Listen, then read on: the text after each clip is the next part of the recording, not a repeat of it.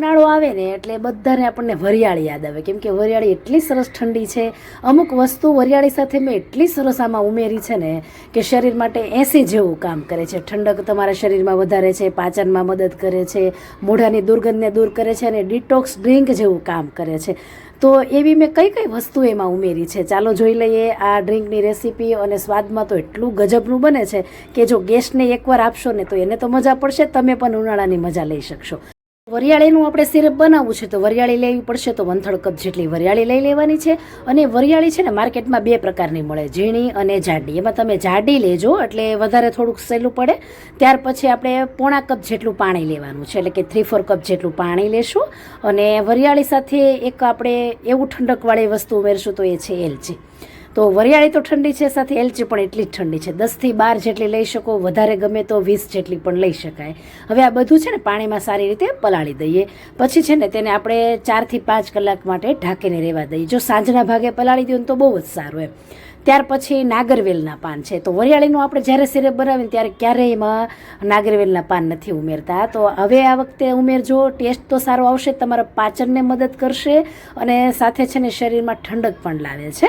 બહુ જ ટેસ્ટી છે. અને નાગરવેલના પાન છે ને એ તમારી મોઢાને પણ દુર્ગંધને દૂર કરે છે, કેમ કે એક છે ને માઉથ ફ્રેશનર તરીકે ઉપયોગી છે. એટલે જ ખાસ કરીને આપણે ત્યાં સાંજના ભાગે કે પછી દિવસમાં જ્યારે જમ્યા પછી એક પાન કે પાન બીડું ખાવામાં આવતું હોય છે. જો આ પાનને મેં 2 થી 3 પાણી વડે ધોઈ લીધા છે અને હળવા હળવા તેને લૂછી લેવાના છે, એકદમ કોરા કરવાની જરૂર નથી. હવે તેમાં છે ને દાંડલીનો ભાગ હોય છે તેને દૂર કરી લેશું. અને પાન છે ને થોડાક મીડિયમ લેવાના, નહીં કૂણા કે નહીં જાડા એવા લેવાના છે. બહુ જાડા લેવા જાવ તો કડક હોય ને તેમાં નસોનો ભાગ હોય છે, બહુ કૂણા લ્યો તો તે પછી કાળા પડી જાય. અને હંમેશા તાજા પાનનો જ ઉપયોગ કરો. તો અહીં પાન છે ને મેં 18 થી 20 જેટલા પાનનો ઉપયોગ કર્યો છે. નાગરવેલના પાન છે ને તેને આપણે કટ કરી લેવાના છે. અને આમ તો ફુદીનાનું શરબત છે, લીંબુનું શરબત છે, અને અત્યારે ઉનાળામાં લીંબુ પણ બહુ મોંઘા થઈ જાય, ત્યારે આ પ્રકારનું સિરપ તમે એકવાર બનાવી લેશો ને તો 4 થી 5 મહિના સુધી કોઈ માથાકૂટ જ નથી. ઇવન કે બધાના જ ઘરે ફુદીના લીંબુના શરબત તો પીતા હોય છે. અને મહેમાન આવે ત્યારે જો અલગ પ્રકારનું શરબત મળશે તો એમને પણ કંઈક નવું લાગશે.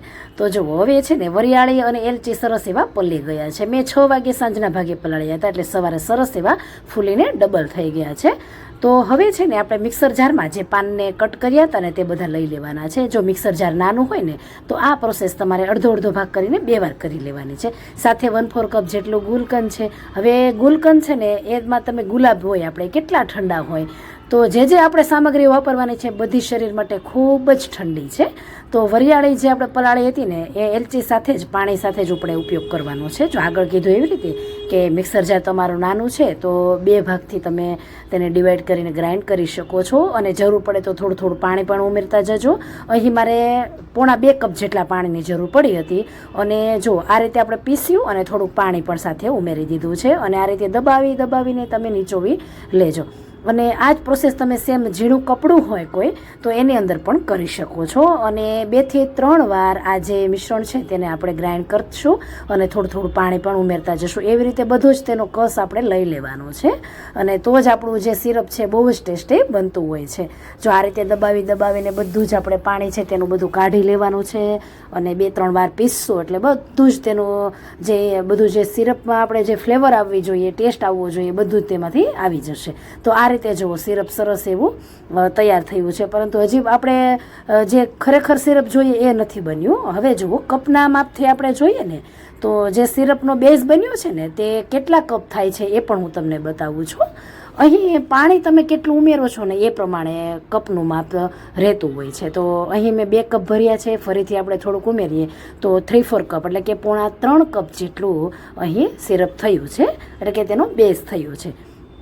આ પ્રમાણે આપણે સાકર ઉમેરવાની છે. તો જો સાકર મેં અહીં લીધી છે, તમે ખાંડ પણ ઉમેરી શકો છો, દેશી ખાંડ આવે છે એ પણ ઉમેરી શકો છો. અહીં મેં મિશ્રી ઉમેરી છે તો 2 કપ જેટલી મિશ્રી ઉમેરશું. જો થોડીક વધારે ખાંડ રાખીએ ને તો જ્યારે આપણે શરબત બનાવતા હોઈએ ત્યારે સિરપ ઓછો વપરાય છે અને મોળું નથી પડી જતું. જેમ કે જો ગળ્યું હોય તો પછી એ મોળું ન પડી જાય એટલા માટે. અને જો ધીમે ઉકળવાની શરૂઆત થઈ ગઈ છે, ગેસની ફ્લેમ આપણે મીડિયમ રાખવાની છે. મીડિયમથી ફાસ્ટ પર તમે કરી શકો છો. અને સતત સતત હલાવતા રહીએ તેને. અને અહીં છે ને આપણે કુકિંગ ટાઈમ જોઈએ ને તો 7 થી 8 મિનિટ જેટલો ટાઈમ લાગે છે. અને મિશ્રી જેટલી તમે વધારે ઉમેરી હોય ને એ પ્રમાણે ઝડપથી કૂક થઈ જતું હોય. એટલે એનું કારણ એવું છે કે મિશ્રી માનો કે તમે 1/2 કપ ઉમેરી છે તો ફટાફટ તેમાં ચિકાસ આવે છે. જો આ રીતે તમે આંગળી અંગૂઠામાં સિરપ લઈ લ્યો અને થોડુંક તમને ચીકણું જણાય એટલે ગેસની ફ્લેમ બંધ કરી દો. મીડિયમથી ફાસ્ટ ફ્લેમ પર આપણે પકવ્યું હતું અને ઠંડુ થતાં જુઓ તેની ધાર જુઓ તમે, ચમચામાંથી જે પડે છે ને એ કેટલું જાડું લાગે છે. બસ આ રીતે સિરપ તમારું તૈયાર થવું જોઈએ. અને હવે છે ને તમે જ્યારે એને સાચવવા માગો ને, આમ તો ફ્રીજમાં જ રાખવાનું છે, તો કાચની જારમાં ભરો એટલે તેની સેલ્ફ લાઈફ વેલ્યુ વધારે વધી જતી હોય છે.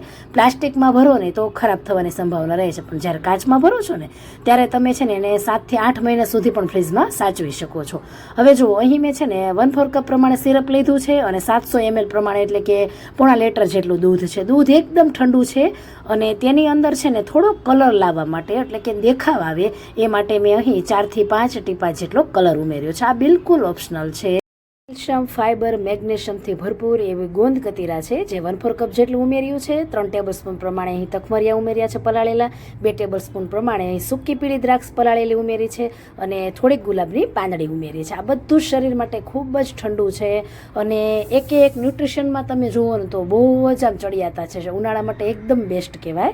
તો ટ્રાય કરજો અને કંઈ પણ એવું હોય ને તો મને કોમેન્ટ કરજો એટલે હું તમને ચોક્કસથી એનો આન્સર આપીશ. એક ટિપ્સ સાથે મેં આ ડ્રિંક તમને બતાવ્યું છે. અત્યારે તો મેં દૂધમાં બનાવ્યું છે, પરંતુ તમે પાણીમાં પણ ઇઝીલી બનાવી શકો છો અને એમાં થોડાક તમે લીંબુનો રસ પણ ઉમેરી શકો છો. બહુ જ ટેસ્ટી બને છે, એકદમ રજવાડી જેવું લાગે છે. એકવાર મહેમાનને આપ્યું ને તો મહેમાન તો તમારી પાસે રેસીપી માગવાના જ છે. તો આ સિરપ તમને ફ્રેન્ડ્સ કેવું લાગ્યું છે? ચોક્કસ આ ઉનાળામાં ટ્રાય કરો અને 6 થી 7 મહિના સુધી તેને સ્ટોર પણ કરી શકો છો. આ રેસીપીને તમારા ફ્રેન્ડ્સ અને ફેમિલીમાં શેર કરો જેથી તેમને પણ ઉપયોગી થઈ શકે. આવજો.